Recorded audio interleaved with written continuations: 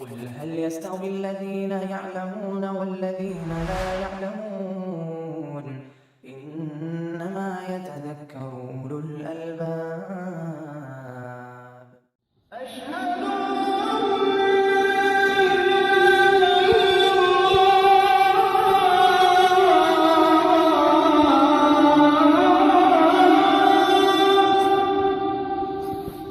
الحمد لله والصلاة والسلام على رسول الله وعلى آله وصحبه ومن اهتدى بهداه أما بعد فعن عائشة رضي الله عنها قالت كان رسول الله صلى الله عليه وسلم يصوم حتى نقول لا يفطر ويفطر حتى نقول لا يصوم وما رأيت رسول الله صلى الله عليه وسلم استكمل صيام شهر قط إلا رمضان وما رأيته في شهر أكثر منه صياما في شعبان متفق علیہ واللفظ لمسلم۔ نبی صلی اللہ علیہ وسلم کا نفل روزے کے سلسلے میں کیا طریقہ تھا اس کو یہ حدیث واضح کرتی ہے۔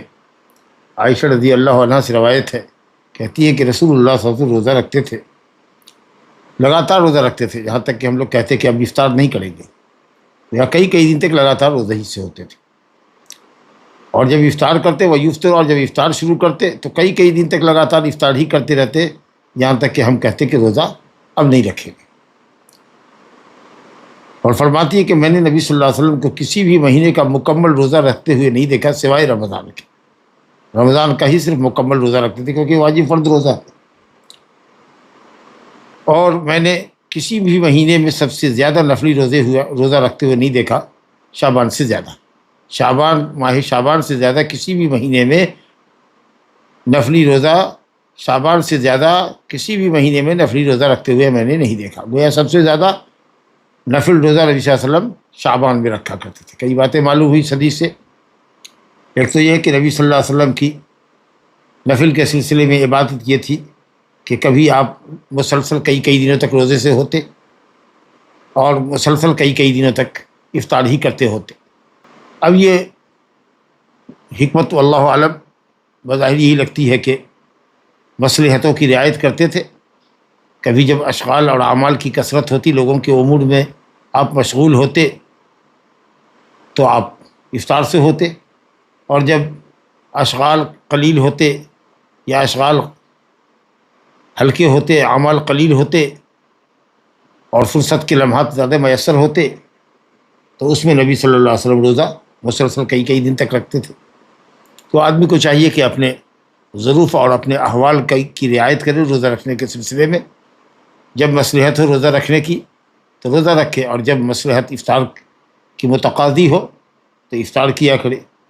گویا کہ اوقات کی تقسیم اور اعمال کی تنظیم انسان کے اوپر ہے، وہ اپنے ظروف اور اپنے احوال کی رعایت کرتے ہوئے، اپنی مشغولیت کا خیال کرتے ہوئے جب جو مناسب سمجھے اپنے لیے افطار یا روزہ اس کو انجام دیا کرے، تاکہ طبیعت پر بار خاطر نہ ہو اور عبادت کرنا قوت، نشاط اور رغبت کے ساتھ آسان ہو جائے۔ دوسری بات حدیث سے یہ سمجھ میں آئی کہ نبی صلی اللہ علیہ وسلم نے ماہ رمضان کے سوا کبھی بھی کسی بھی مہینے کا پورا روزہ نہیں رکھا۔ علماء نے کہا کہ شاید حکمت یہ ہو کہ کہیں لوگ یہ نہ سمجھے کہ رمضان کے علاوہ بھی کسی مہینے کا روزہ واجب اور فرض ہے، واللہ اعلم۔ تو رمضان کا روزہ رکھنا پورا مہینہ یہ اس لیے بھی معمول تھا کہ وہ روزہ فرض ہے، ہم سب لوگ الحمدللہ رکھتے ہیں۔ باقی رہا نفل روزہ تو نبی صلی اللہ علیہ وسلم سب سے زیادہ نفلی روزہ شعبان میں رکھا کرتے تھے، سب سے زیادہ، یعنی کہ پورے مہینے کا، کیونکہ حضرت عائشہ رضی اللہ عنہ نے انکار فرمایا کہ کبھی بھی پورے مہینے کا روزہ سوائے رمضان کے نہیں رکھا، تو شعبان میں سب سے زیادہ روزہ آپ رکھتے تھے۔ بعض روایت میں حضرت عائشہ رضی اللہ عنہ کہتی ہے کہ ایسا سمجھو کہ پورا ہی شعبان روزہ رکھتے تھے۔ تو اگر اس طرح کی روایت آئے کہ پورا ہی شعبان، کان یصوم شعبان کلہ، تو یہاں پر کل اکثر کے معنی میں مقولہ ہے للاکثر حکم الکل، اکثر پر حکم کل کا لگایا جاتا ہے مجازی طور پر، کیونکہ کل سے کل مراد نہیں ہے۔ ایک حدیث دوسری حدیث کی تفسیر کرتی ہے، جیسے قرآنی آیات بعض کی تفسیر کرتی ہے، احادیث بھی بعض کی تفسیر کرتی ہے۔ جب حضرت عائشہ رضی اللہ عنہا خود ایک جگہ بتا رہی کہ رسول نے پورے مہینے کا روزہ سوائے رمضان کے کبھی نہیں رکھا، اور یہ کہ شعبان میں سب سے زیادہ نفلی روزہ رکھتے تھے، اور پورے مہینے کا روزہ تو صرف رمضان کا روزہ رکھا، تو پھر شعبان میں پورے مہینے کے روزہ رکھنے کا کیا سوال ہے؟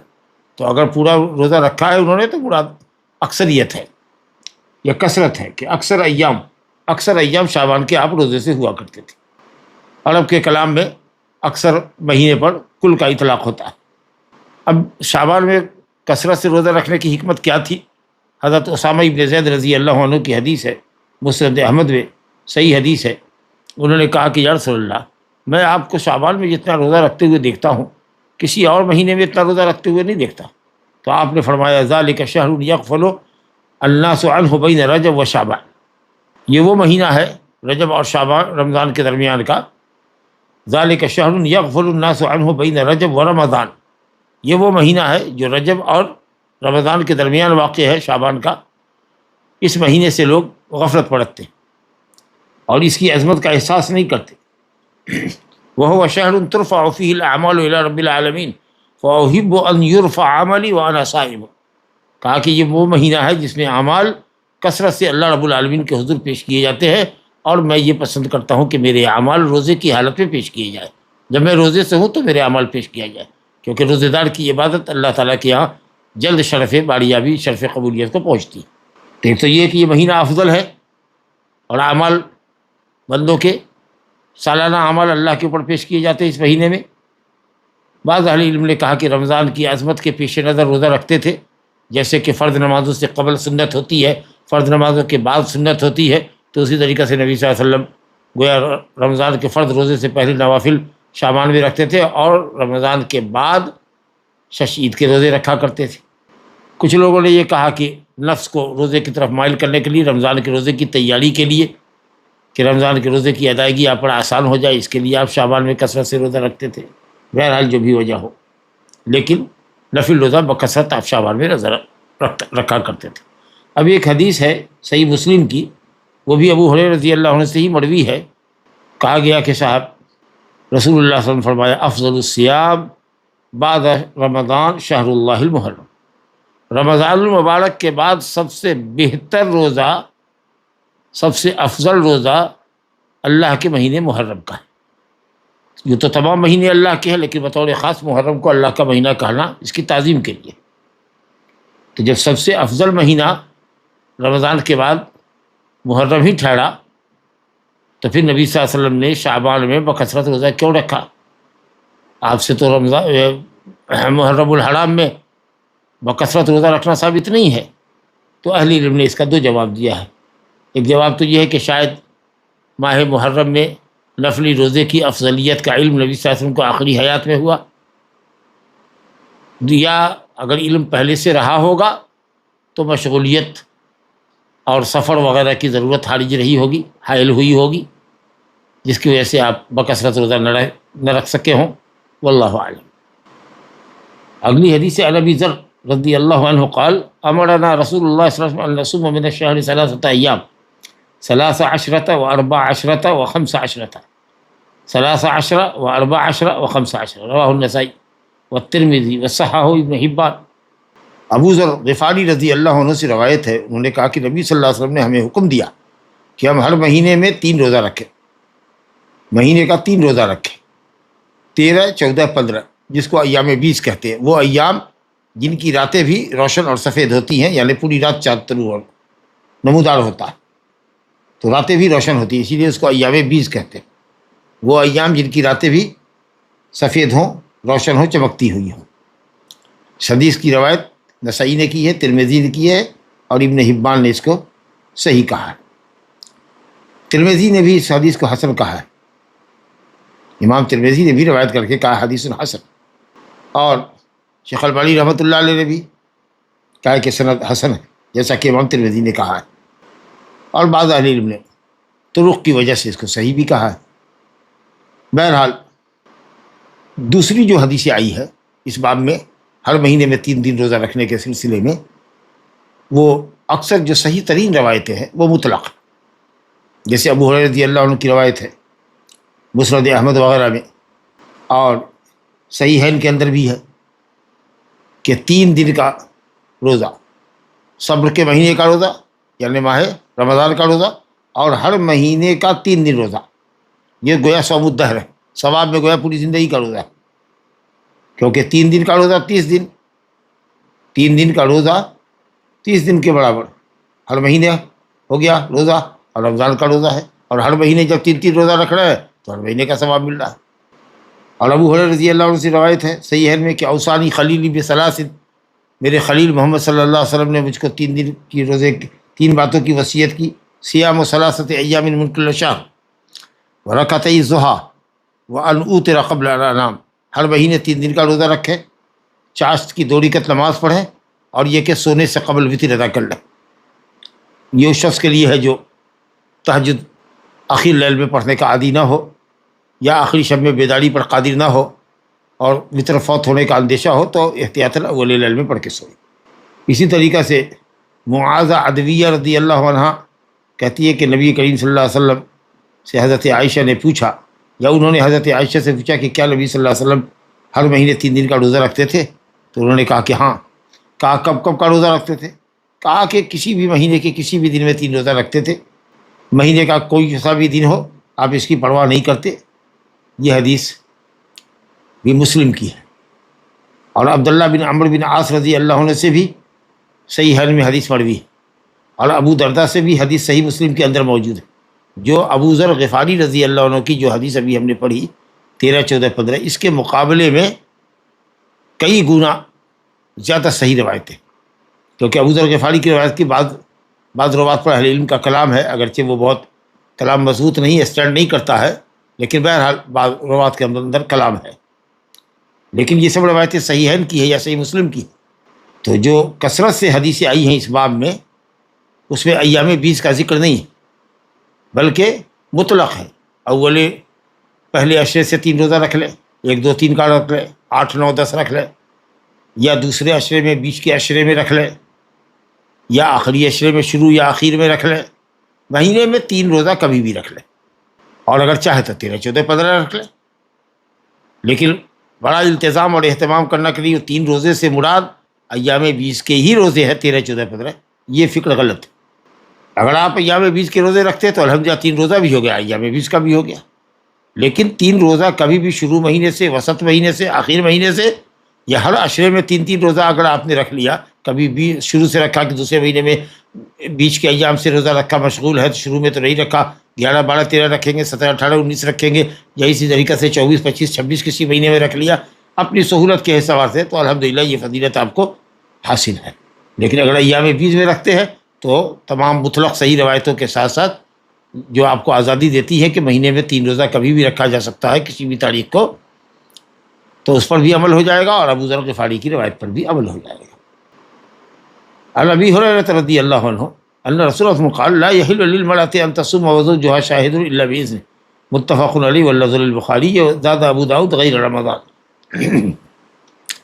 ابو ہریرہ رضی اللہ عنہ سے روایت ہے، رسول اللہ صلی اللہ علیہ وسلم نے فرمایا کسی عورت کے لیے یا عورت کے لیے جائز نہیں ہے کہ وہ روزہ رکھے درا حالے کہ اس کا شوہر موجود ہو مگر اس کی اجازت سے، متفق علیہ روایت ہے، اور لفظ بخاری کا۔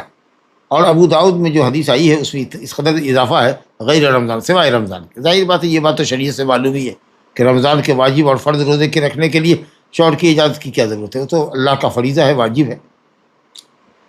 تو ظاہر ہے کہ یہ حدیث کہ عورت بغیر اجازت کے شوہر کی اجازت کے بغیر روزہ نہ رکھے، یہ نفلی روزے ہی کے لیے ہے۔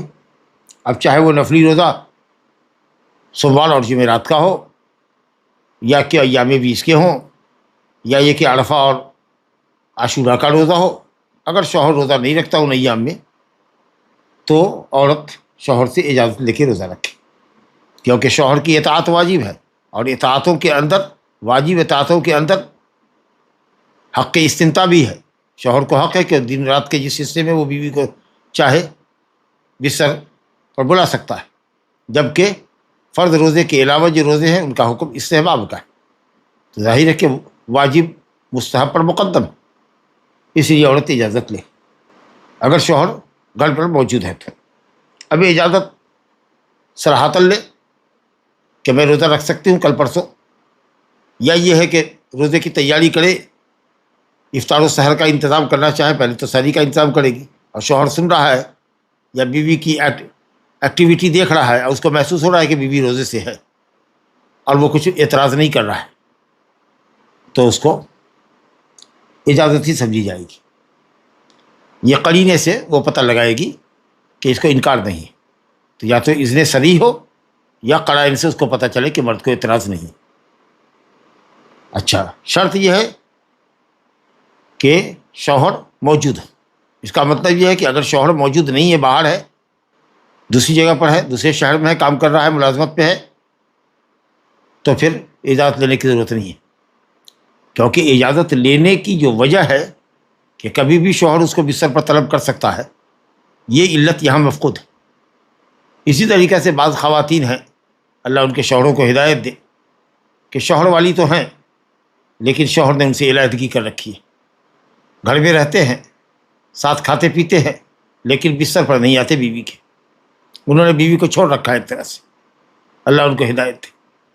یا اسی طریقے سے اگر دوسری بیوی ہے، اس کے پاس تیسری بیوی ہے، تو دوسری تیسری سے مستغنی ہو رہے ہیں، دوسری تیسری کے پاس جا رہے ہیں، پہلی بیوی سے مستغنی ہو رہے ہیں، اس کی کوئی قدر و قیمت نہیں سمجھ رہے، اس کے پاس جا نہیں رہے، تو اب ایسی عورت جس کے پاس شوہر آ نہیں رہا ہے، اس کو پتہ ہے کہ اس کو ہم میں کوئی دلچسپی ہے نہیں، تو ایسی عورت بھی بلا اجازت کے شوہر کی اجازت کے بغیر روزہ رکھے گی۔ لا الہ الا اللہ۔ لیکن رمضان کا روزہ ہے ادان یا رمضان کا روزہ قضان ہے، تو پھر شوہر کی اجازت کی ضرورت نہیں ہے۔ اگر بلا اجازت کے روزہ رکھتی ہے اور شوہر موجود ہے تو روزہ ہو جائے گا، لیکن مکروہ ہوگا۔ اور اگر شوہر چاہے اور اس کو کہے کہ روزہ توڑ دو اور بستر پر آؤ، تو اس پر واجب ہے کہ وہ روزہ اپنا توڑ دے اور شوہر کی دعوت پر لبیک کہے، لا الہ الا اللہ۔ یہ تو نفلی روزہ کے تعلق سے عورت کے لیے کہ وہ اپنے شوہر سے اجازت کے بغیر نفلی روزہ نہ رکھے، چاہے وہ اس کی عادت کا روزہ ہو یا غیر عادت کا روزہ ہو، عام نفل ہو، شوال کے روزے ہوں یا شعبان کے روزے ہوں یا عرفہ اور عاشورہ کا روزہ، وہ سب ظاہر ہے کہ مسنون ہی روزے ہیں، واجب اور فرض روزہ تو نہیں ہے۔ تو فرض روزہ ہو یا فرض کی قضا ہو، اس میں اجازت کی ضرورت نہیں۔ اور شوہر اگر موجود نہیں ہے گھر پر، یا شوہر بستر پر نہیں آتا ہے، اس نے اس کو چھوڑ رکھا ہے بستر پر اکیلا، تو پھر بلا اجازت بھی روزہ رکھ سکتی ہے، جیسا کہ میں نے عرض کیا۔ اگلی حدیث عن ابی سعید الخدری رضی اللہ عنہ ان رسول اللہ صلی اللہ علیہ عن صیام یومین، یوم الفطر و یوم النحر، متفق علیہ، متفق علیہ حدیث ہے اور حدیث کی استدلال پر اتفاق ہے۔ ابو سعید خدری رضی اللہ عنہ سے روایت ہے، رسول اللہ صلی اللہ علیہ وسلم نے منع فرمایا 2 دن روزہ رکھنے سے، یوم الفطر کو، جس کو عید الفطر کہتے ہیں، اور یوم النحر کو، عید الاضحیٰ کو۔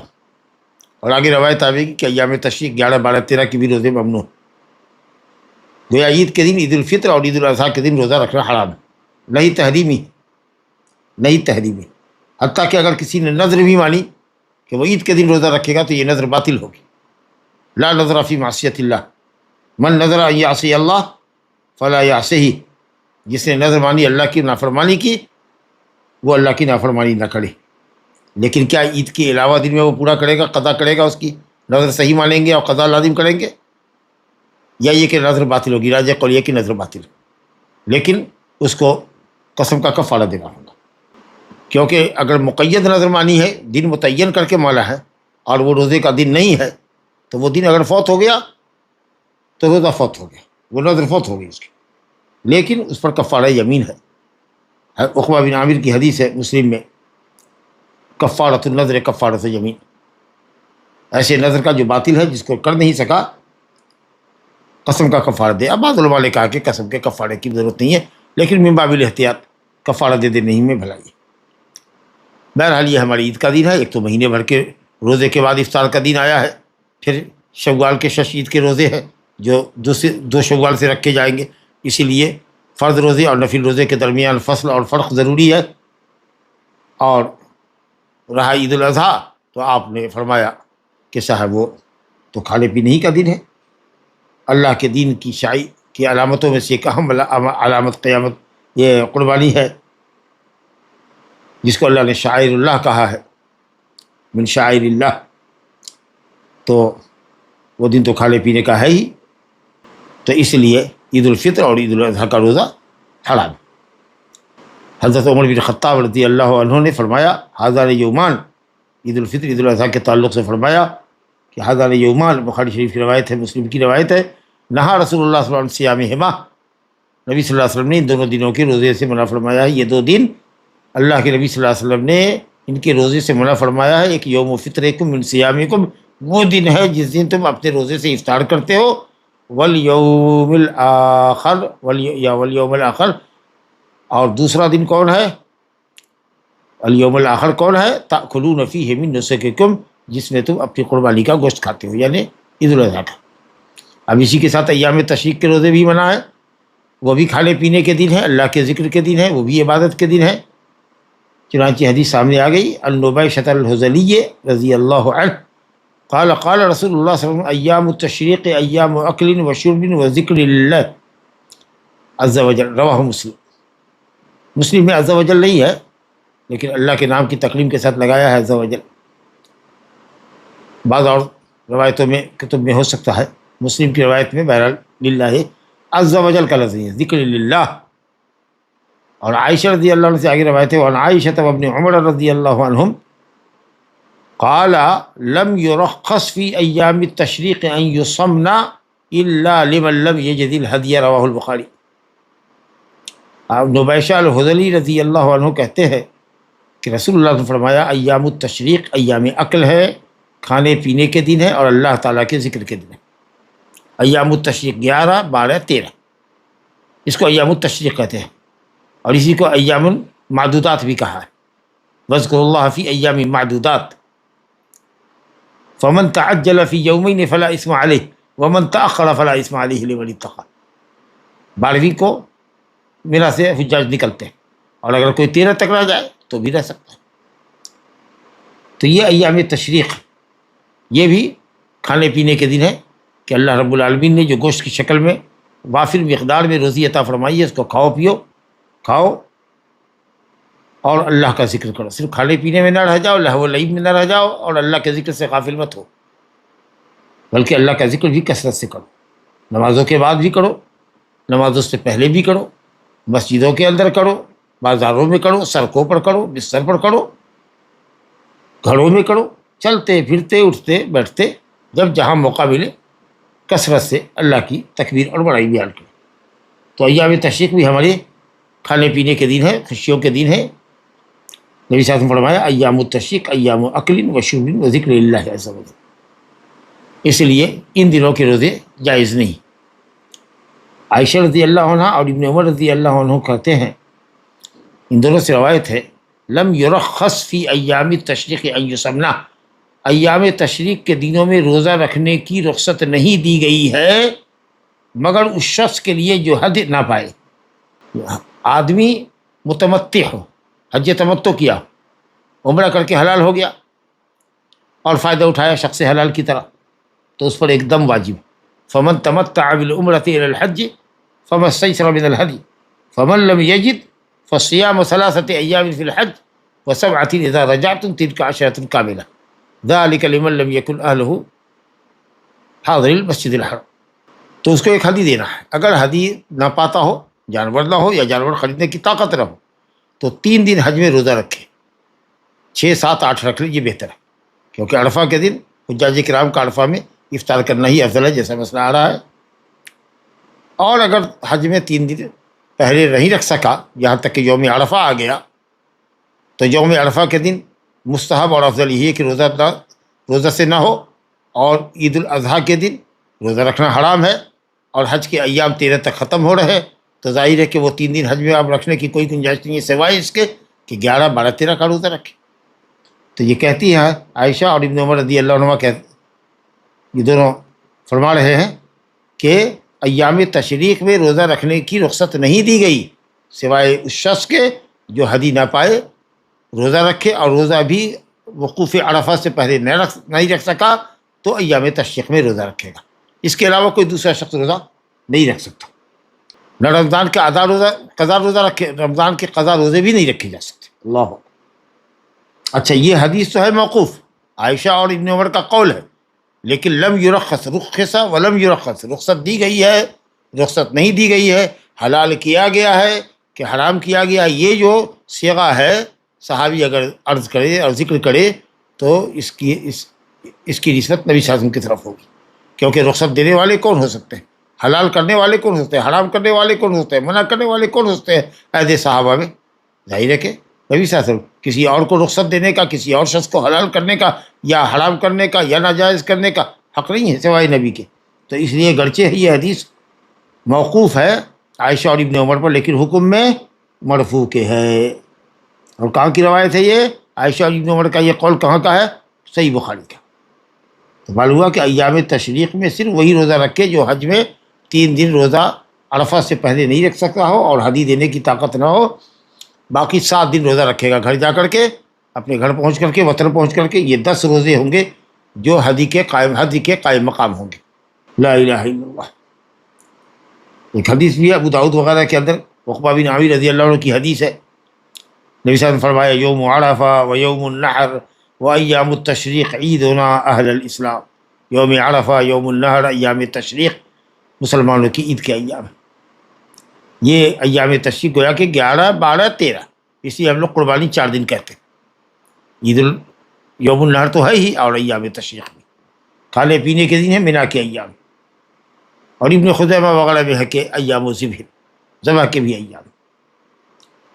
ایام تشریق کو ایام تشریق کیوں کہتے ہیں؟ شرقہ یشرق و تشریقا، گوشت کی بوٹیاں بنا کر کے دھوپ کے اندر سکھانا، تاکہ گوشت سوکھ جائے اور زیادہ دن تک آدمی اپنے سفر میں اس کو رکھ سکے، یا گھر پر اپنا سکھا کر کے، یا کچھ لوگ ہلدی وغیرہ لگا کر کے اس کو رکھتے ہیں اور مہینوں تک اس کو کھاتے رہتے ہیں۔ غرض یہ کہ یہ جو ایام ہیں ہمارے ایام تشریق، یہ فضیلت والے ایام ہیں، عبادت کے اہم مواسم ہیں، معدودات، ایام معدودات ہیں جن کو قرآن لکھا وذکر اللہ فی ایام معدودات، اس لیے اس میں کثرت سے تکبیر کرنی چاہیے، اور فاضل اوقات کو، یعنی فاضلہ اوقات، فاضلہ فضیلت کے اوقات کو اللہ سبحانہ و تعالیٰ کی اطاعت میں لگانا چاہیے۔ اور ایک بار پھر کہتے ہیں کہ ایام تشریق کے روزے نہ حجاج کے لیے ہے نہ غیر حجاج کے لیے، یہ دن ایام صوم ہے ہی نہیں، یہ ایام عید ہے۔ لہذا اگر کسی کی عادت کا بھی دن اگر ہو کہ کوئی شخص ہر سوموار کو رکھتا ہے یا جمعرات کو رکھتا ہے، اور ایام تشریق میں کوئی سوموار پڑ جائے یا جمعرات آ جائے، یا ایام 20 کا روزہ رکھتا ہے اور مان لیجیے کہ ایام 20 کا پہلا دن ہو گیا اس کا، پھر بھی روزہ نہیں رکھے گا۔ اس سب سے مستثنا صرف وہ متمتع ہے جس کے پاس ہدی نہیں ہے اور وقوف عرفہ سے قبل اس نے 3 دن حج کے ایام میں روزے نہیں رکھے ہیں، تو وہ 13 تاریخ 11، 12، 13 کو روزہ رکھے گا، اس کے علاوہ جائز نہیں۔ لا الہ الا اللہ۔ جمعہ کے دن کے روزے کا کیا حکم ہے؟ اس سلسلے میں حدیث ہمارے سامنے ہے۔ عن ابی ہریرہ رضی اللہ عنہ عن النبی صلی اللہ علیہ وسلم قال لا تختص لیلۃ الجمعۃ بقیام من بین اللیالی ولا تختص یوم الجمعۃ بصیام من بین الایام الا ان یکون فی صوم یصومہ احدکم، رواہ مسلم۔ وعن ابی ہریرہ رضی اللہ عنہ قال قال رسول اللہ صلی اللہ علیہ وسلم لا يصومن احدکم یوم الجمعۃ الا ان يصوم یوما قبلہ او یوما بعدہ، متفق علیہ۔ دونوں حدیث کا مفہوم ایک ہی ہے۔ ابو ہریرہ رضی اللہ عنہ روایت کرتے ہیں نبی صلی اللہ علیہ وسلم سے، آپ نے فرمایا جمعہ کی رات کو ہفتے کی تمام راتوں کے درمیان قیام کے لیے خصوصیت کے ساتھ استعمال نہ کرو۔ جمعہ کی رات کو ہفتے کی تمام راتوں کے درمیان قیام اللیل کے لیے خاص مت کرو۔ 7 راتوں میں 6 رات تم جگتے نہیں ہو، لیکن جمعہ کی رات میں عبادت کا اہتمام کرتے ہو، تہجد کا اہتمام کرتے ہو۔ گویا تم نے ایک دن کو یا ایک رات کو کسی مخصوص عبادت کے لیے خاص کر لیا جس کی تخصیص شریعت سے ثابت نہیں بلکہ ممانعت ہے۔ تو اب یہ عمل کیا ہوگا؟ خلاف سنت ہوگا، اور خلاف سنت بدعت ہے۔ لہٰذا اگر کوئی تہجد پڑھ رہا ہے جمعہ کی رات میں، جی اہتمام کے ساتھ جمعہ کی رات کا اہتمام کرتا ہے، فضیلت والی رات ہے، پھر بھی یہ اس کا عمل بدعی عمل ہوگا، کیونکہ ہفتے کی تمام راتوں میں وہ سوتا ہے اور صرف جمعہ کی رات میں جگنے کا اہتمام کرتا ہے۔ یہ تخصیص اس کی طرف سے، اور عبادات توقیفیہ ہوتی ہے، دلیل پر مبنی ہوتی ہے، اور تخصیص کرنے کا حق شارع کو ہے، آپ کو نہیں ہے۔ اس لیے کسی بھی اچھے عمل کے بدعت ہونے کے لیے یہ ایک کرائٹیریا بھی ہے کہ آپ کسی عبادت کو کسی زمان اور کسی مکان، کسی جگہ اور کسی وقت کے ساتھ خاص کر دیں جس کی تخصیص شریعت سے ثابت ہو۔ اگر شریعت نے تخصیص کی ہے تو الحمدللہ، جیسے عرفہ کے دن کو خاص کر دیا ہے روزے کے لیے، 2 سال کے گناہوں کا کفارہ ہے، عاشورہ کے دن کی تخصیص ہے، یہ لیلۃ القدر میں عبادت کی تخصیص ہے، اسی طریقے سے شعبان میں روزے کثرت سے ہیں، لیلۃ القدر کی فضیلت ہے، یا عشرہ ذی الحجہ میں اعمال صالح اللہ کو بہت محبوب ہے تمام دنوں سے زیادہ، تو اس پہ روزہ بھی ہے۔ تو تخصیص شریعت نے جہاں کی ہے وہ تخصیص ثابت ہے، اس کے علاوہ ہم کوئی نہیں ہوتے کہ ہم تخصیص کریں۔ تو فرمایا کہ جمعہ کی رات کو خصوصیت کے ساتھ قیام کے لیے استعمال کرنا تمام راتوں کے درمیان ممنوع عمل ہے۔ اور آپ نے فرمایا اسی طرح سے ولا تختصوا یوم الجمعہ، جمعہ کے دن کو تمام دنوں کے درمیان صرف جمعہ کے دن کو روزے کے لیے خاص کرنا یہ بھی تمہارے لیے جائز نہیں ہے، ایسی تخصیص مت کیا کرو مگر یہ کہ تم میں کے کسی کے روزے کی عادت کا دن ہو۔ مثلا آپ ایک دن روزہ رکھتے ہیں، ایک دن افطار کرتے ہیں، یہ آپ کا شیڈول ہے، اتفاق سے جمعرات آپ کے افطار کا دن تھا تو جمعہ روزے کا دن ہوگا، سنیچر پھر آپ کے افطار کا دن ہوگا، اتوار روزے کا دن ہوگا۔ تو اس طریقے کی اگر آپ کی عادت کے دن میں اگر جمعہ پڑ رہا ہے الحمدللہ، یہ استثناء آپ کو بتا رہا ہے الا ان یکون فی یوم فی صوم، مگر یہ کہ آدمی جمعہ کے دن اس دن ایسے روزے میں ہو جو وہ پہلے سے تمہیں کا کوئی روزہ رکھتا رہا ہے، تو جمعہ کی وجہ سے نہیں رکھا اس نے بلکہ اپنے شیڈول کے مطابق رکھا۔ یا اسی طریقے سے عرفہ کا دن ہو جائے، جمعہ کے دن عرفہ ہو، یوم عرفہ، تو اس دن روزہ رکھے گا۔ چلیے صاحب، یا مان لیجیے کہ جمعہ 13، 14، 15 ہے، ایام 20 کے دن ہے، وہ جمعہ سنیچر اتوار رکھے گا تو جمعہ کو رکھے گا۔ لا الہ الا اللہ۔ تو اگر عادت کے مطابق جمعہ کے دن روزہ رکھ رہا ہے تو بڑھ بنائے جمعہ نہیں ہے بلکہ اپنی عادت کے مطابق رکھ رہا ہے۔ لیکن کوئی عادت نہیں ہے، صرف جمعہ روزہ رکھتا ہے، جمعہ کی رات پہ قیام اللیل کہتا ہے، یہ بدعت ہے، کیونکہ یہ تخصیص بدعت کی وجہ کیا ہوئی کہ تخصیص ہماری طرف سے۔ دوسری حدیث ابو ہریرہ رضی اللہ عنہ کہتے ہیں کہ رسول اللہ نے فرمایا ہرگز تم میں کا کوئی جمعہ کے دن روزہ نہ رکھے مگر یہ کہ ایک دن اس سے قبل رکھے تو جمعرات جمعہ ہو یا جمعہ سنیچر ہو تب روزہ رکھ سکتا ہے۔ اور اس سلسلے کے اندر بہت واضح روایت ہے، بخاری مسلم کی روایت ہے کہ نبی کریم صلی اللہ علیہ وسلم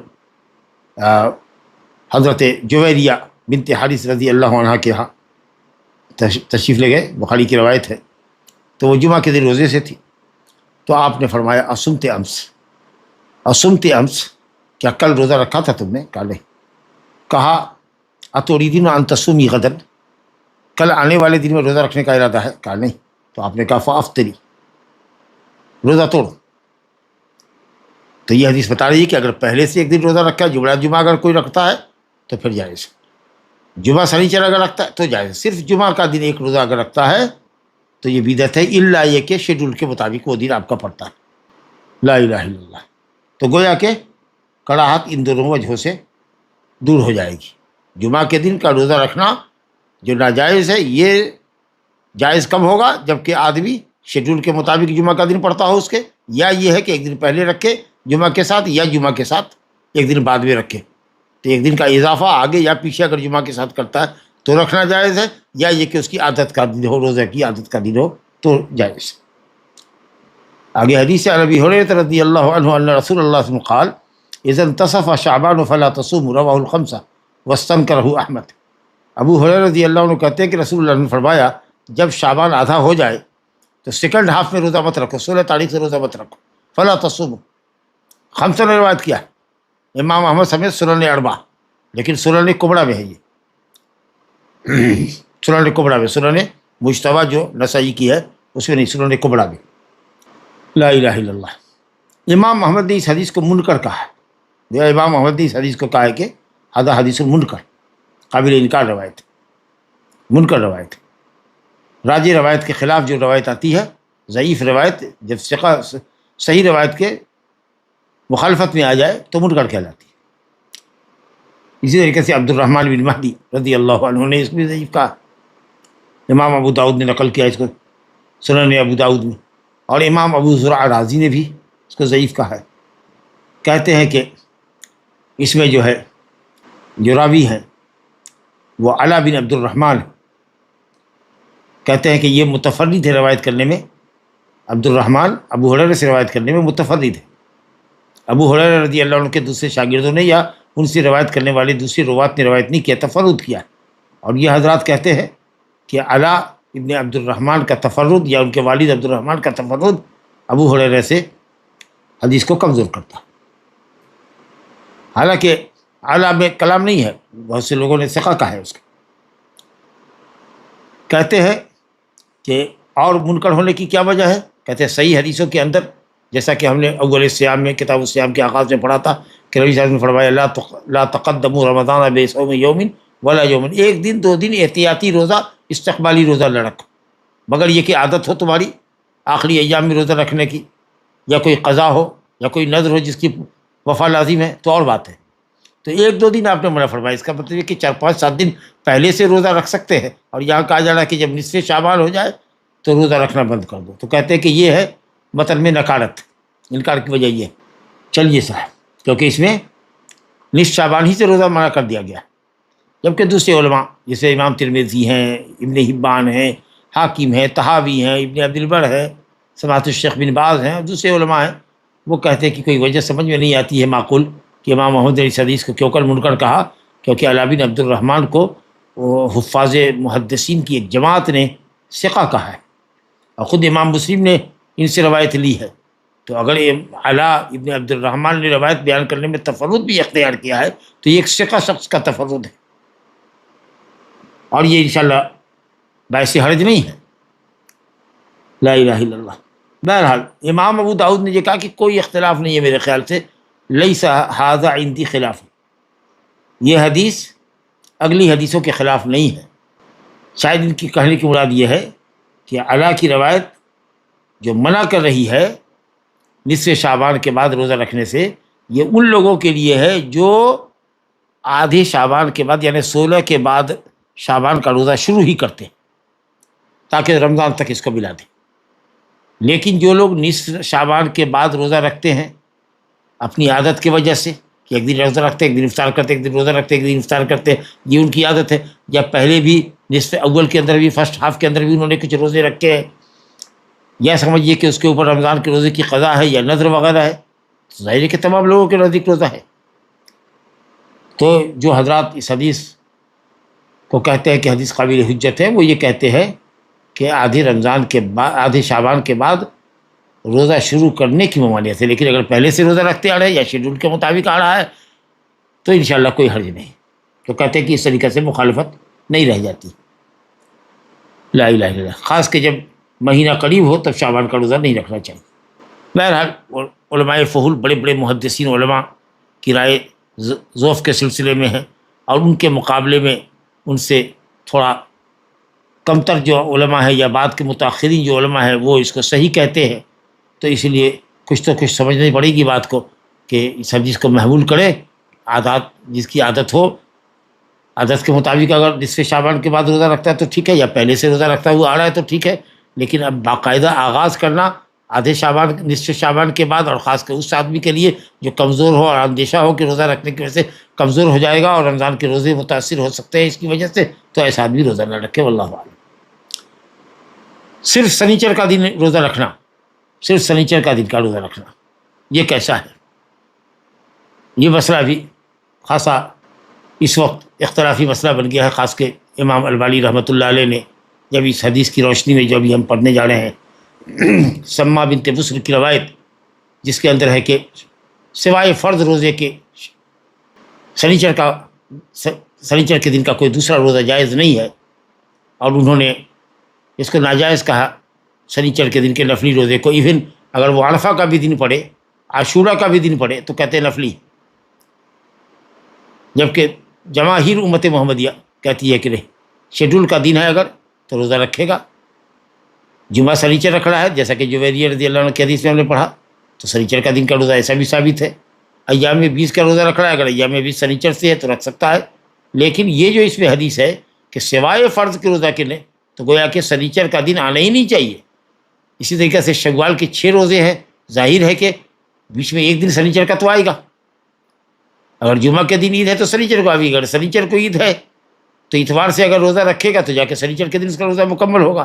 تو ایک نہ ایک دن تو آنا ہی ہے اس کو سنیچر کے دن. تو کیا وہ روزہ نہیں رکھے؟ شیخ البانی رحمۃ اللہ علیہ حدیث کی روشنی میں کہتے ہیں کہ نہیں رکھے گا، نہ انفرادی روزہ رکھے گا نہ ہی ملا کے روزہ رکھے گا۔ اگر جمعہ سنیچر رکھتا ہے تو یہ کہتے ہیں کہ جمعہ اصل مقصود ہے اس کا، تو جمعہ کے ساتھ سنیچر ہے، آپ کا مقصود سنیچر ہے تو آپ آگے رکھ لیں، لیکن بات بہرحال حلق کے نیچے نہیں اترتی ہے، دل میں نہیں اتر رہی ہے اور دماغ اس کو قبول نہیں کر رہا ہے۔ کہ شیخ البانی کے بعد شاگردوں نے بھی اس پر سختی دکھائی ہے، لیکن حقیقت یہ ہے کہ یہ قول مرجوح قول ہے، واللہ اعلم۔ اور کبار علماء نے اس پر بحث کیا ہے۔ امام مالک رحمۃ اللہ علیہ تو کہتے تھے کہ ھذا کذب، جھوٹی روایت ہے، لا حول ولا قوت الا باللہ۔ امام ابو داؤد نے نقل کیا ان کا یہ قول۔ حدیث پہلے دیکھ لیں، علی سما بنت بصر رضی اللہ عنہ، یہ صحابیہ ہے، کہتی ہے رسول اللہ نے فرمایا لا تصوموا یوم السبت، سنیچر کے دن کا روزہ مت رکھو، الا فیما افترض علیکم، مگر یہ کہ تم پر فرض کیا گیا ہو، یعنی فرض روزہ اگر سنیچر کا ہے، یعنی رمضان میں سنیچر پڑے گا تو ہم روزہ رکھیں گے۔ فإن لم يجد أحدكم إلا لحاء عنب یا لحاء عنب، اگر کچھ بھی کھانے کا نہ ہو تو سنیچر کے دن کھجور کا چھلکا، کھجور کی ڈنڈی ہی چبا کر کے ہو، یا عود شجرہ، یا کسی درخت کی لکڑی ہی چبا کر کے ہو، لعاب پیدا کرو، اس کو نگل جاؤ، اس کو چبا کر کے روزہ توڑ دو، لیکن بہرحال سنیچر کا روزہ نہیں رکھ رہا ہے، الا یہ کہ فرض روزہ۔ کہتے ہیں حافظ ابن حجر کے رواہ الخمسہ، اس کو خمسہ نے روایت کیا، خمسہ نے روایت، احمد نے، ابو داؤد نے، ترمذی نے اور نسائی نے کبریٰ میں اور ابن ماجہ نے، اور کہا کہ رجال اس کے ثقات، الا انہ مضطرب، حافظ ابن حجر کہتے ہیں کہ حدیث مضطرب الاسناد ہے، یعنی مختلف روایتوں کے ساتھ یہ روایت آئی ہے، ایسا اضطراب ہے کہ تطبیق نہیں ہو رہی۔ وقد انکرہ مالک، حافظ ابن حجر فرماتے ہیں کہ امام مالک نے اس حدیث کا انکار کیا ہے، منکر کہا ہے اس کا۔ وقال ابو داؤد، اور امام ابو داؤد نے کہا کہ حدیث منسوخ ہے، گویا شروع میں آپ یہود و نصارہ کی موافقت کیا کرتے تھے ان کاموں میں جس میں اللہ نے منع نہیں کیا تھا، تاکہ یہود و نصارہ کی دشمنی جو محمد صلی اللہ علیہ وسلم اور مسلمانوں سے کم ہو جائے، سمجھے کہ یہ بھی نبی حق ہے، ہمارے انبیاء جو ہے موسیٰ و عیسیٰ علیہ السلام ان کے یہ مخالف نہیں ہے۔ لیکن جب ان بے ایمانوں نے اپنی عداوت کو اور تیز کر دیا تو نبی صلی اللہ علیہ وسلم نے کہا کہ چلو ہر کام میں ان کی مخالفت کرو، الا ہے کہ وہ کام ہماری شریعت کا بھی ہو تو اور بات ہے۔ تو بالوں میں کنگھی کرنے تک کے اندر آپ نے کہا کہ یہود و نصارہ کی مخالفت کرو، تو کہا کہ یہ شروع میں ممانعت رہی ہوگی، بعد میں آپ صلی اللہ علیہ وسلم نے منع فرما دیا اور کہا کہ نہیں ان کی مخالفت کرو۔ تو سنیچر کے دن وہ خوشیاں مناتے ہیں عید کے، ان کے یہاں عید کا دن ہے، جیسے ہمارے یہاں جمعہ ہے ویسے یہودیوں کی عید ہے، سنیچر ہے عبادت کا دن، اور نصارہ کے یہاں اتوار ہے، لہٰذا ان کی مخالفت کرتے ہوئے 2 دن میں روزہ رکھو، جیسا کہ ام سلمہ رضی اللہ عنہ کی روایت آ رہی ہے کہ ان کی مخالفت میں سنیچر اتوار کا روزہ رکھو، تو شاید امام ابو داؤد اسی پہلو سے کہتے ہیں کہ یہ حدیث منسوخ۔ بہرحال یہ جو روایت ہے سند میں جس کا حافظ ابن حجر نے ذکر کیا کہ صاحب یہ مضطرب الاسناد ہے، اس کی جو بھی سند ہے اس سند کے اندر عبداللہ بن بصر السلمی جو اپنی بہن سے روایت کرتے ہیں عن اختہ السما بنت بصر، عن السما بنت بصر، یہ روایت کون کر رہے ہیں؟ عبداللہ بن بصر اپنی بہن سما بنت بصر سے، ایک سند تو یہ ہے۔ اور ابن خزیمہ نے صحیح کہا ہے وہذا لفظ، جی اب یہ حدیث دیکھ لیجیے بالکل اس کے اپوزٹ میں ہے۔ اچھا، اس کی سند میں جو ہے ایک شخص ہے عبداللہ بن محمد بن عمر بن علی بن ابی طالب، یعنی علی بن ابی طالب کے پڑپوتے ہوئے عبداللہ بن محمد بن عمر بن علی بن ابی طالب، بیٹا پوتا پڑپوتا، عبداللہ بن محمد بن عمر بن علی۔ اس کے سلسلے میں لوگوں نے تھوڑا کلام کیا ہے، لیکن اکثر محدثین نے اس کو کہا ثقہ ہے، وسط درجے کا راوی ہے، قلیل الحدیث ہے، لیکن کسی نے صراحت کے ساتھ یہ نہیں کہا کہ صاحب راوی ضعیف ہے۔ ابن خزیمہ کی تصحیح حافظ ابن حجر نے یہاں نقل کی ہے اور کوئی تعقیب نہیں کیا ہے، کوئی اس پر اعتراض نہیں کیا، اس سے معلوم ہوا کہ حدیث بہرحال ان حضرات کے نزدیک قابل حجت۔ تو معلوم یہ ہوا کہ سنیچر اور اتوار کے روزے کا جواز ثابت ہوا، بلکہ استحباب ثابت ہوا، کیونکہ یہود و نصارہ کی مخالفت کے پہلو سے ہو رہا ہے، وہ یہ دونوں دن ان کی عیدیں ہیں جی، ہماری عیدیں ہیں جو ہیں ان میں روزہ ہمارے لیے مشروع نہیں ہے جیسا کہ پڑھ گیا، لیکن ان 2 دنوں کے اندر روزہ رکھنے میں مشرکین کی یعنی یہود و نصارہ کی مخالفت ہو رہی ہے۔ یہ حدیث دلالت کر رہی ہے کہ سما بنت بسر کی جو روایت ہے جو ہم ابھی پڑھ کے آئے اس کی متن میں نکارت، اور ام سلمہ سما بنت بسر کے مقابلے میں نبی صلی اللہ علیہ وسلم کی عادت مبارکہ کو روزے کے سلسلے میں زیادہ سمجھتی۔ بہرحال کفار اور مشرکین کی مخالفت کا نظریہ سامنے آیا، اور حدیث یہ من تشبہ بقوم فہو منہم۔ یوم عرفہ کے دن عرفہ میں روزہ رکھنا، عرفہ کے دن عرفہ میں روزہ رکھنا یعنی حجاج کرام کا عرفہ کے دن وقوف عرفہ کی حالت میں روزے سے ہونا۔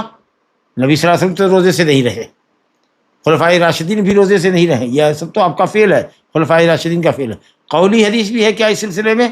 ابو ہریرہ رضی اللہ عنہ سے روایت ہے کہ نبی صلی اللہ علیہ وسلم نہا عن صوم یوم عرفہ بعرفہ، عرفہ کے دن کا روزہ رکھنے سے آپ نے منع فرمایا عرفہ میں، یعنی میدان عرفہ میں وقوف عرفہ کرنے والے حجاج کرام کے لیے 9 ذی الحجہ کا روزہ رکھنے سے آپ نے منع فرمایا۔ خمسہ روایت کے سوائے ترمذی کی، اور ابن خزیمہ نے حاکم نے صحیح کہا ہے، لیکن امام عقیلی نے اس پر انکار کیا ہے، اس کو منکر مانا ہے۔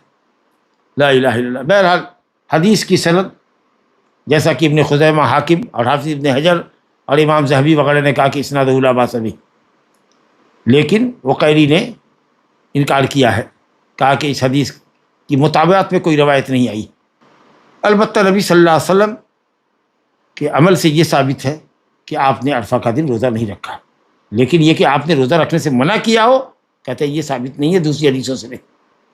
اور وجہ ضعف بتاتے ہیں کہ اس میں مہدی الحجری نام کا راوی ہے، جس کو ابن معین نے کہا کہ میں نہیں پہچانتا، وہ مجہول ہے، حالانکہ ابن حبان نے ان کو ثقات میں ذکر کیا ہے اور کہا ہے کہ 3 شخص اس سے روایت کیا، ہوشب بن عقیل نے، عبد المومن السدوسی نے اور یعقوب الفسوی نے، تو مجہول کہاں سے ہوا؟ تو اس کا مطلب کہ حدیث لا باس بہ، حسن درجے کی حدیث ہے۔ لہذا عرفہ کے دن عرفہ کا روزہ میدان عرفہ میں حجاج کرام کے لیے رکھنا جائز نہیں ہے، یہ بعض سلف کا قول ہے، جائز نہیں۔ اور اس کی تائید ہوتی ہے ام الفضل بنت حارث رضی اللہ عنہ کے حدیث سے کہ لوگوں کو شک ہوا کہ نبی صلی اللہ علیہ وسلم عرفہ میں روزے سے ہے کہ نہیں ہے، تو میں نے دودھ کا پیالہ پیش کیا، آپ اوپر تھے، اٹھ کھڑا ہوا تھا، آپ اس پر بیٹھے ہوئے تھے، اور آپ نے لوگوں کو دکھا کر کے دودھ پی لیا، جس سے سمجھ میں آیا کہ آپ روزے سے نہیں۔ دوسرے کچھ لوگ نہیں، اور ممانعت کے قول کے بالکل اپوزٹ ہے سلف میں بعض علماء یہ ہے کہ صاحب عرفہ کا دن حجاج غیر حجاج سب کے لیے مستحب ہے اس کی فضیلت کے پیش نظر، اور یہ قول عبداللہ بن زبیر، اسامہ بن زید، حضرت عائشہ اور اسی کو ابن حزم وغیرہ نے اختیار کیا۔ کچھ لوگ یہ کہتے ہیں کہ بھائی افطار بہرحال حجاج کرام کے لیے افضل ہے، واجب نہیں ہے، اگر افطار تو افضل ضرور ہے، جیسا کہ نبی صلی اللہ علیہ وسلم نے کیا۔ بھلا نبی صلی اللہ علیہ وسلم سے زیادہ نفلی روزہ رکھنے پر کون قادر تھا؟ تو آپ نے روزہ توڑا، ہم سے تو زیادہ قوت تھی، کسی امت کے کسی بھی شخص سے زیادہ آپ کو روزہ رکھنے کی قوت تھی، تو وہ فضیلت آپ کے سامنے نہیں تھی، عرفہ کے دن کے روزے کی فضیلت کہ 2 سال کے گناہوں کا کفارہ ہے، تو آپ نے کیوں نہیں رکھا؟ تاکہ لوگ عبادت پر چاق چوبند ہو سکے، کثرت سے تلاوت کرے، کثرت سے تلبیہ پڑھے، ذکر و اذکار کرے، اپنے اندر کمزوری اور کمی نہ پائے۔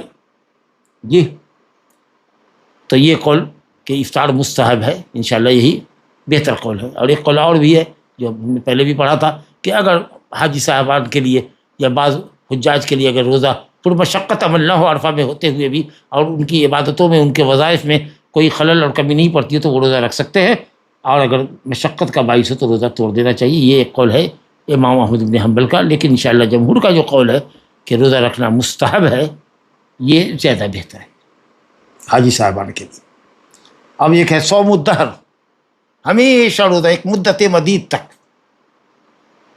5 ایام کو چھوڑ کر، عیدین اور ایام تشریق کو چھوڑ کر کے 365 دن میں، 360 دن میں، 355 دن، 350 دن آدمی روزے سے ہی ہے، اس کو صوم دہر کہتے ہیں۔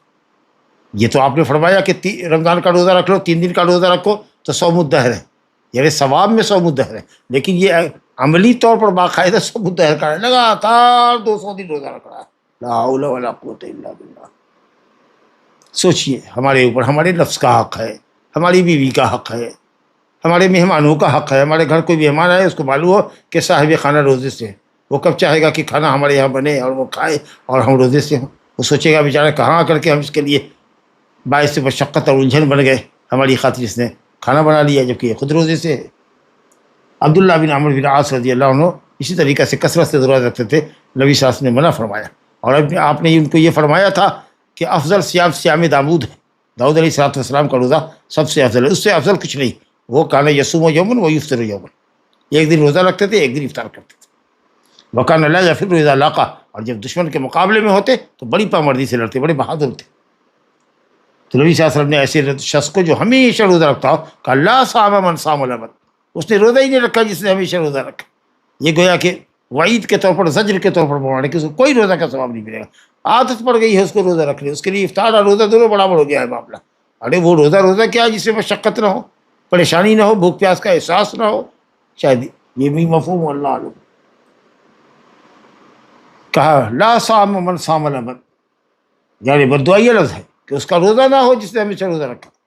اور مسلم میں لا صام ولا افطر، نہ اس نے روزہ رکھا نہ افطار کیا، کیونکہ مشقت نہیں ہوئی تھی، اور مشقت جب تک روزے میں نہ ہو ثواب کہاں سے. اور اسی طریقے سے اس نے افطار بھی نہیں کیا، روزے سے ہے.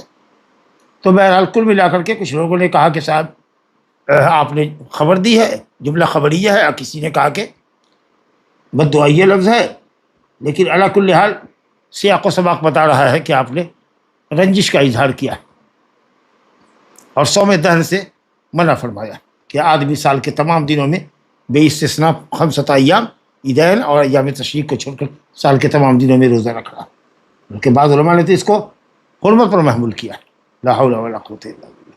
کیوں آدمی اپنے نفس پر اتنی تنگی اور اتنی سختی کر رہا ہے، جبکہ دوسرے کچھ صحابہ کی جماعت اپنے لیے جواز سمجھتے تھے اور روزہ رکھا کرتے تھے، اور کہتے تھے کہ صوم الدہر کا مطلب یہ ہے کہ جو عیدین اور ایام تشریق کے ساتھ رکھے اس کے لیے یہ وعید ہے. جو ایام ممنوعہ اور منہیہ عنہ منع کر، جن دنوں میں روزہ منع ہے ان دنوں کو چھوڑ کر اگر بقیہ دنوں میں روزہ رکھتا ہے تو جائز. یا جمہور کہتے ہیں کہ صاحب جو قادر ہو صوم الدہر پر وہ رکھ سکتا ہے، ورنہ نہیں رکھ سکتا. لیکن انشاءاللہ تعالی جو راجح قول ہے وہ صوم الدہر کی کراہیت کا ہے، اقل درجے میں، کم سے کم درجے میں یہ مکروہ قول ہے، کیونکہ نبی صلی اللہ علیہ وسلم کی سنت ایسی نہیں رہی ہے. کبھی کبھی آپ لگاتار کئی دن رکھتے تھے اور کبھی لگاتار کئی دن تک آپ افطار کرتے تھے. اور آپ صلی اللہ علیہ وسلم نے ایسے شخص کو جس نے یہ کہا تھا کہ وہ ہمیشہ روزے ہی سے رہے گا، کبھی افطار نہیں کرے گا، کسی نے کہا کہ وہ شادی نہیں کرے گا یا بیوی کے پاس نہیں جائے گا، رات بھر قیام اللیل کرے گا جی، اور کسی نے یہ کہا تھا کہ صاحب وہ رات میں سوئے گا ہی نہیں. تو کیا کہا آپ نے ایسے لوگوں کے لیے؟ انتم الذین قلتم کذا و کذا، تم ہی لوگوں نے ایسا ایسا پلان بنایا ہے. ارے مجھ سے زیادہ اللہ کو جانتے ہو، اللہ کی حقیقت کو جانتے ہو، اللہ کی بابت جانتے ہو، یا مجھ سے زیادہ اللہ سے ڈرتے ہو؟ سخت بڑھمی کا اظہار ہے. اور آپ فرما رہے ہیں فمن رغب عن سنتی فلیس منی. چلیے صاحب، ھذا وباللہ التوفیق، وصلی اللہ وسلم وبارک علی نبینا محمد وعلی آلہ وصحبہ اجمعین. رمضان کا قضا روزہ جمعہ کے دن رہ سکتے ہیں کیا؟ عادت کا روزہ ہے، اگر کسی کی عادت کا روزہ ہے، عادتاً رکھتا ہے، وہ ایک دن چھوڑ کر روزہ رکھتا ہے یا مخصوص دن ہے تب. باقی رات قضا کا دن آپ کوئی دن بھی اپنے طور پر رکھ سکتے ہیں، صرف جمعہ ہی اس کو استعمال نہ کریں. لیکن اگر وہ شیڈول کے مطابق آپ کا دن ہے جمعہ کا تو آپ رکھ سکتے ہیں. عاشورہ یا عرفہ کے دن کا روزہ رمضان کی قضا کو پورا کرے تو عرفہ یا عاشورہ کی فضیلت حاصل ہوگی کیا؟ اللہ کی ذات سے امید رکھے، لیکن قضا ہو جائے گا انشاءاللہ. قضا کی نیت سے رکھیں گے قضا ہو جائے گا. یہ سوال کل بھی آیا تھا. تو اللہ کا فضل وسیع ہے، فضیلت والا دن ہے انشاءاللہ تعالی. وہ فضیلت بھی اس کے پیش نظر ہے کہ عرفہ کا دن ہے، عاشورہ کا دن ہے، اور وہ قضا کی نیت سے رکھ رہا ہے. انشاءاللہ اللہ تعالیٰ چاہے گا، اس کا فضل سے امید ہے کہ روزہ کا ثواب مل جائے گا اس کو. لیکن قضا بھی اس کی ہو جائے گی، رمضان کے روزے کی قضا ایک روزے کی ہو جائے گی اس کی.